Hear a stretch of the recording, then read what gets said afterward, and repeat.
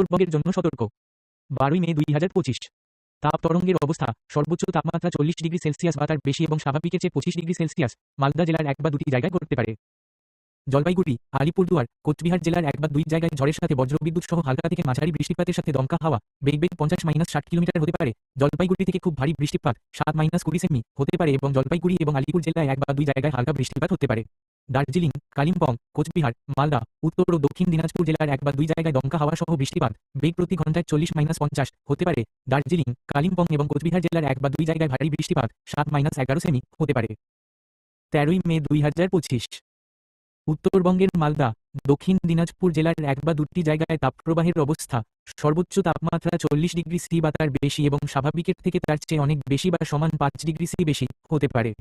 বজ্রঝড় এবং বজ্রবিদ্যুৎ সহ হালকা থেকে মাঝারি বৃষ্টিপাতের সাথে দমকা হাওয়া, বেগ 40-50 কিলোমিটার প্রতি ঘন্টায় পৌঁছানো। উত্তরবঙ্গের সমস্ত জেলায় এক বা দুই জায়গায় ঘটতে পারে। দার্জিলিং, কালিম্পং, জলপাইগুড়ি, আলিপুরদুয়ার জেলা এবং কোম্পানির উপর এক বা দুই জায়গায় ভারী বৃষ্টিপাত 7-11 সেমি হতে পারে। 14 মে 2025। উত্তরবঙ্গের মালদা জেলার এক বা দুটি জায়গায় তাপপ্রবাহের অবস্থা।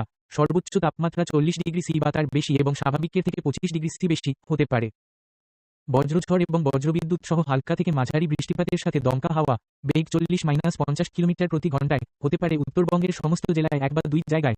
জলপাইগুড়ি, আলিপুরদুয়ার এবং কোচবিহার জেলার এক বা দুই জায়গায় ভারী বৃষ্টিপাত 7-11 সেমি হতে পারে। 15 মে 2025। বজ্রঝড় এবং বজ্রবিদ্যুৎ সহ হালকা থেকে মাঝারি বৃষ্টিপাতের সাথে দমকা হাওয়া, বেগ 30-40 কিলোমিটার প্রতি ঘন্টায় পৌঁছানো। উত্তরবঙ্গের সমস্ত জেলায় এক বা দুটি জায়গায় ঘটতে পারে। জলপাইগুড়ি, আলিপুরদুয়ার এবং কোচবিহার জেলার এক বা দুটি জায়গায় ভারী বৃষ্টিপাত 7-11 সেমি হতে পারে।